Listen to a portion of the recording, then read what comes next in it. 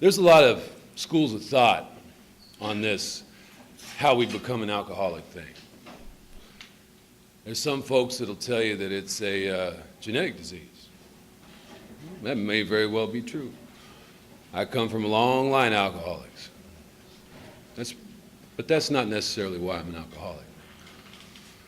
A lot of people tell you it's how you was brought up or something to that effect.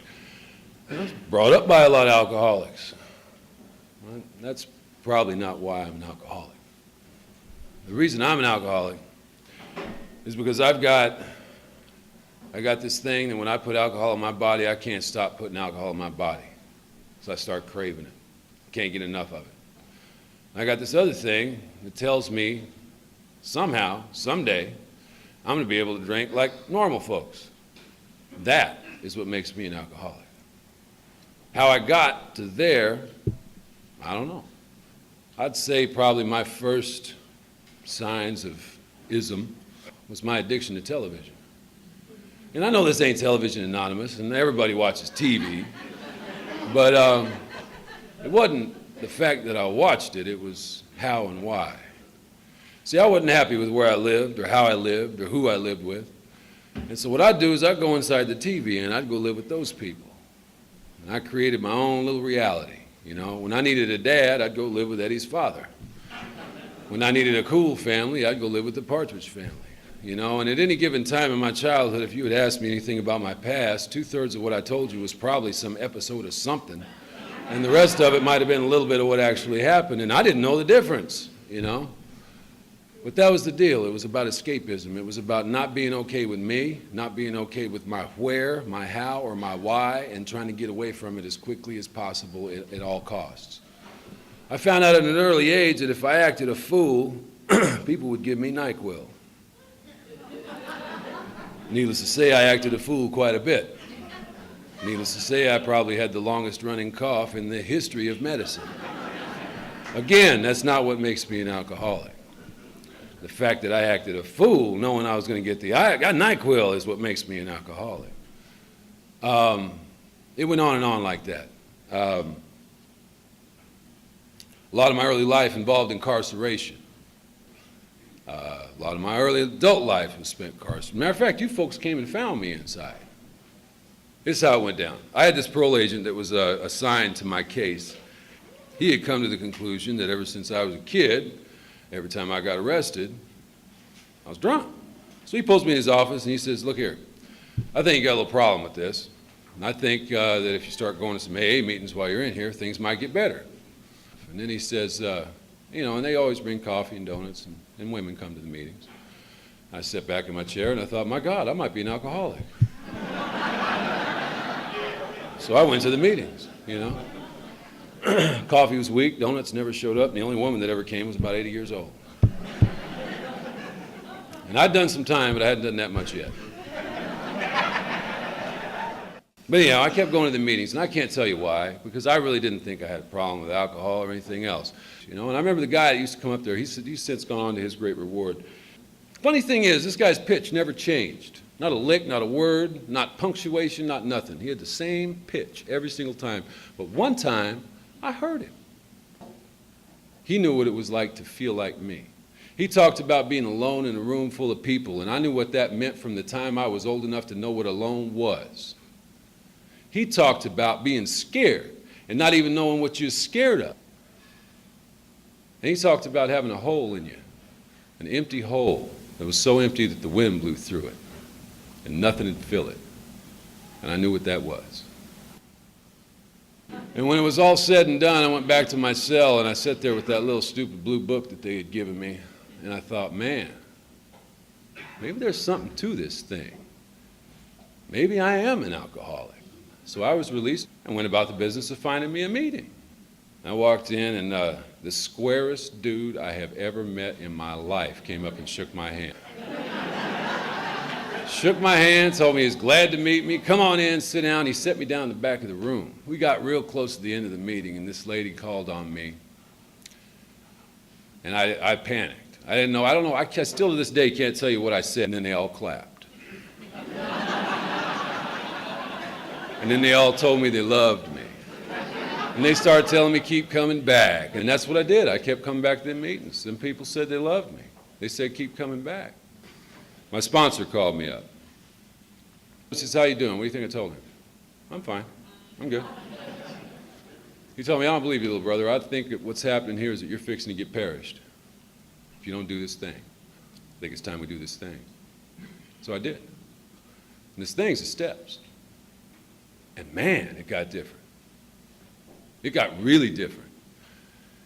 It got different like getting on a roller coaster different. It got different like getting shot out of a rocket to space different. I didn't know. I didn't know that's what you people were talking about. I didn't know that that's the program. This is the fellowship.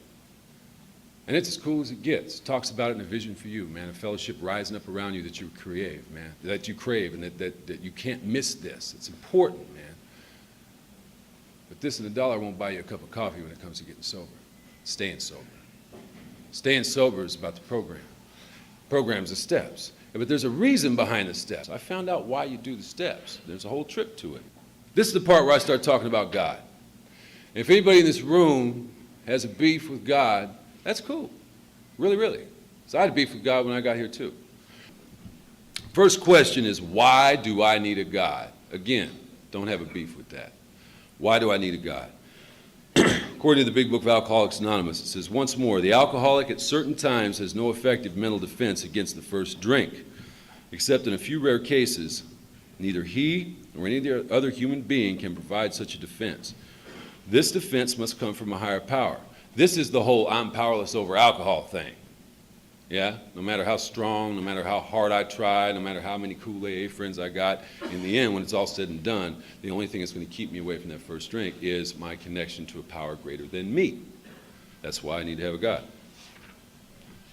Big next question was, where do I find God? And mind you, I chased this thing everywhere. I have been dipped, dunked, sprinkled, had hands laid on me, had tongues spoken over me, spoken tongues myself. I even had a guy chase me around a tent revival with a snake one time, looking for God.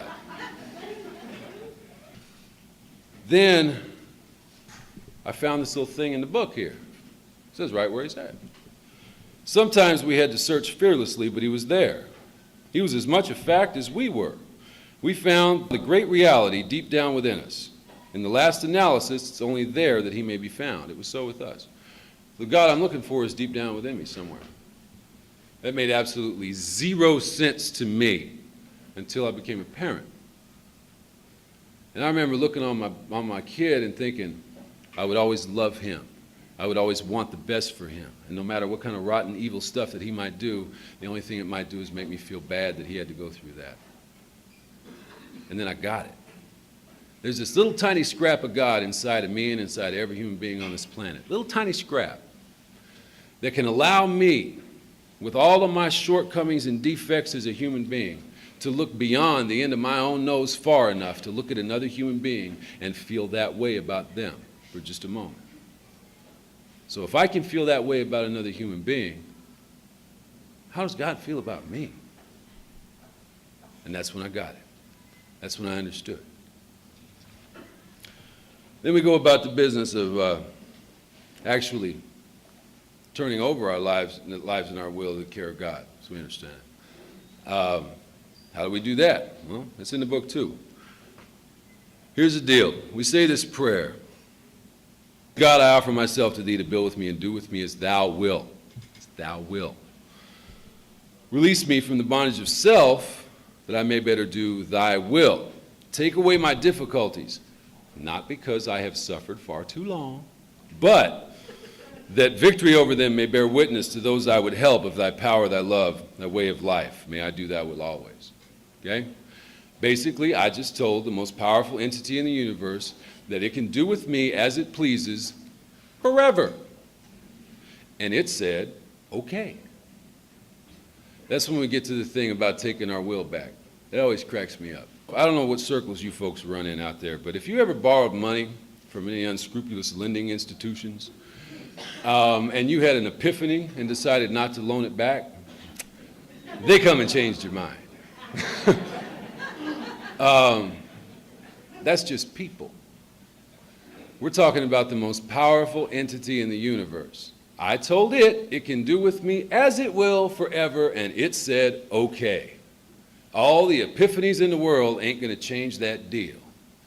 God's got two ways of dealing with me. You ever see a kid in the supermarket, he wants something, ain't getting what he wants, has a little fit, goes there hanging limp by his alarm, crying. What's mom do? Drags his little butt along till he's ready to get going and do what needs to be done. That's me and God. All the time. Me and God says, look here now. And I'm like, I don't mind that. And he just drags me along until I'm ready to go. I don't take my will back. I just start dragging my feet.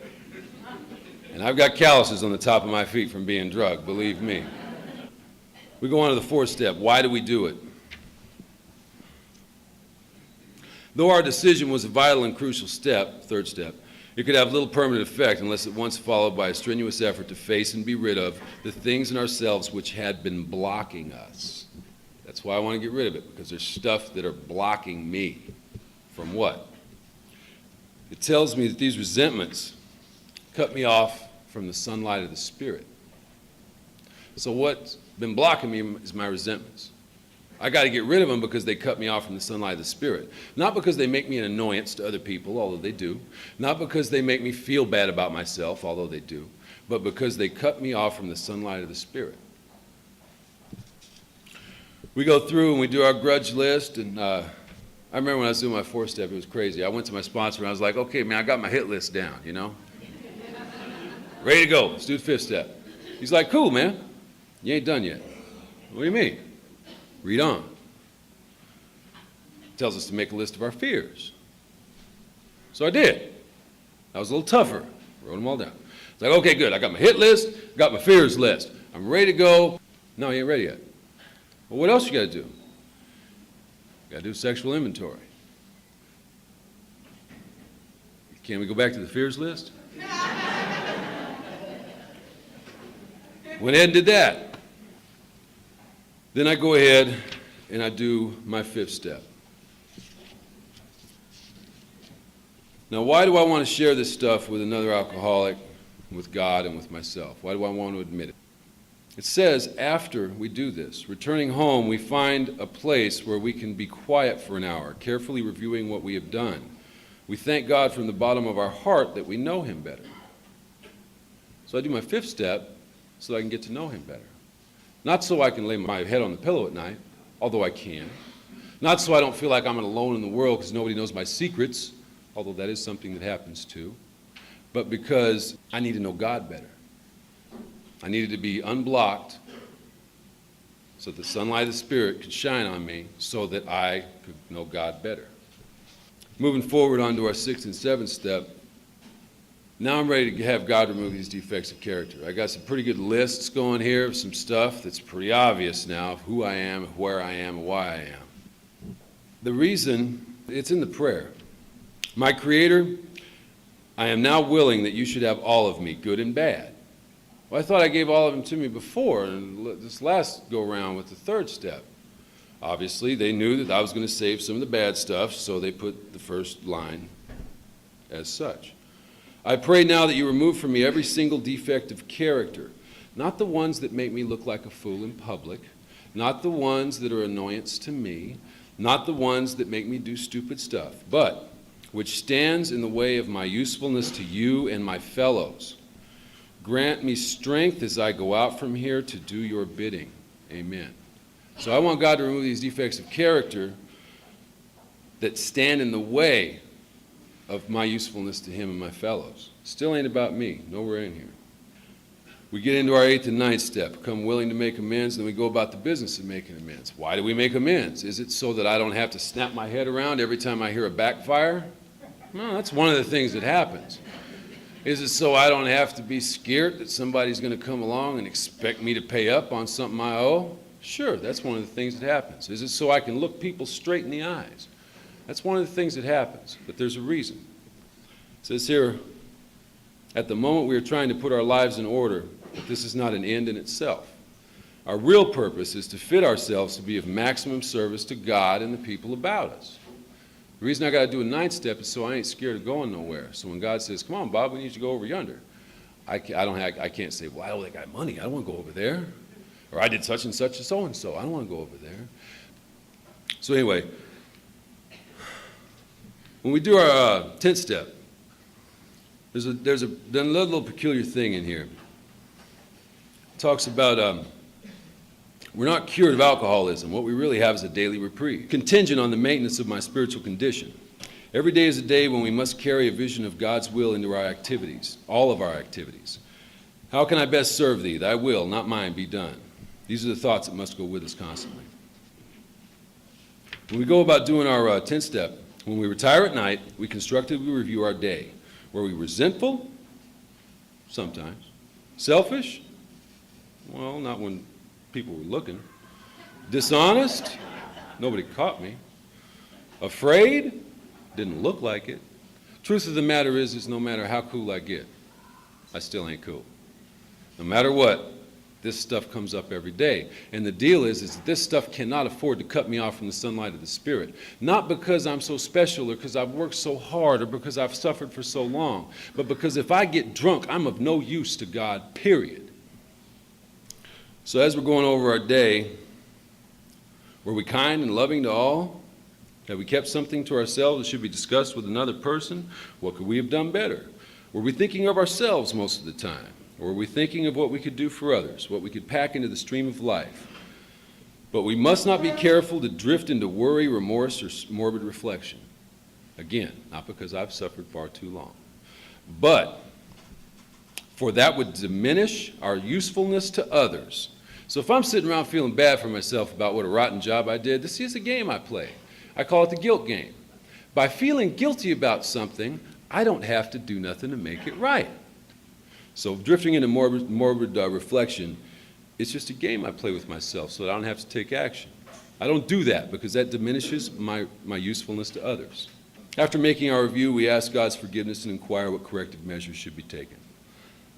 On awakening, let us think about the 24 hours ahead. We consider our plans for the day. Before we begin, we ask God to direct our thinking.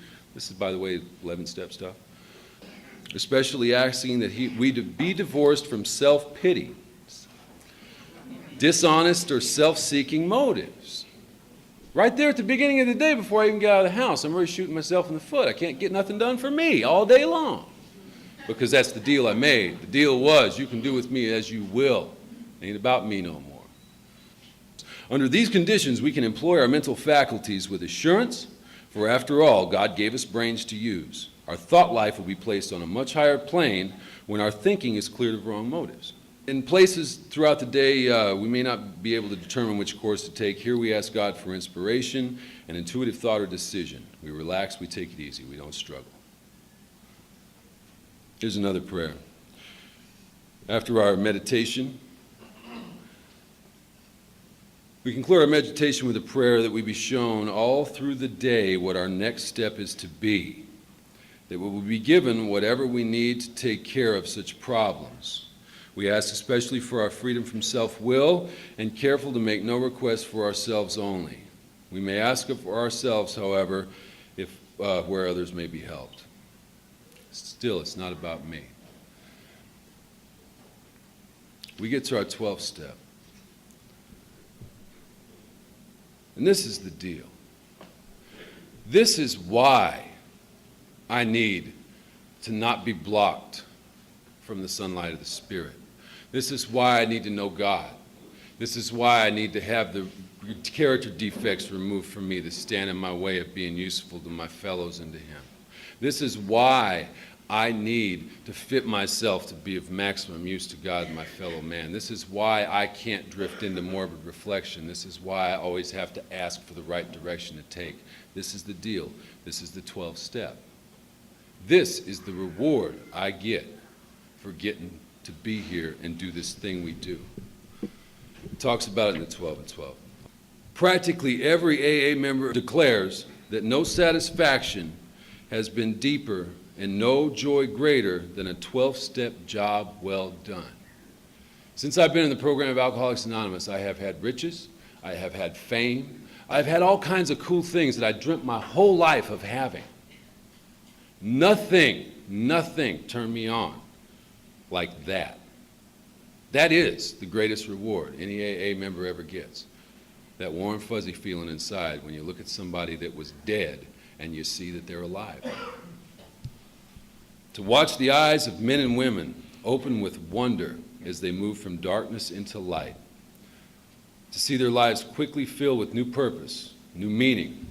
To see whole families reassemble. To see the alcoholic outcast received back into his community in full citizenship.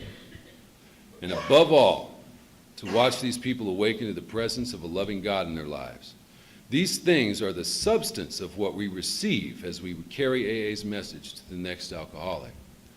This is the stuff that I've been looking for my whole life to fill up that hole in my belly. This is the stuff that makes me not alone in a room full of people. This is the stuff that makes me not have to be afraid anymore. Can you dig it? I spent my whole life running amok, doing absolutely the worst possible thing I could do, and the reward that I get for it is that I get to be there when dead people come back to life. It's amazing, man. It's grace. It's obviously no justice in the world, because there's a whole lot of folks out there in the world that deserved it a lot more than me, that worked a lot harder for it than I did. God just said, you know what? You're it. I get to be here when this all goes down, man. There's another thing in here, too, that I always like to talk about, and that's that there's not only one kind of 12-step work. Because a lot of times we get ourselves in this trick bag. Well, I can't stand up at no microphone and talk to a bunch of people, or, man, I've only been sober a little while. I don't have nothing to say. Nor is this the only kind of 12-step work. We sit in AA meetings and we listen, not only to receive something for ourselves, but to give the reassurance and support that our presence can bring. If our turn comes to speak at a meeting, we again try to carry AA's message. Whether our audience is one or many, it is still 12-step work. There are many opportunities, even for those who feel unable to speak at meetings or who are so situated that they cannot do much face-to-face 12-step work. We can be the ones who take the unspectacular but important tasks, who make good 12-step work possible. Perhaps arranging the coffee and cake after the meeting, where so many skeptical, suspicious newcomers have found confidence and comfort in the laughter and talk. This is 12-step work in the very best sense of the word. Freely we have received, freely we give, is the core of this part of step 12. So no matter what, man, if you're here, you're doing 12-step work.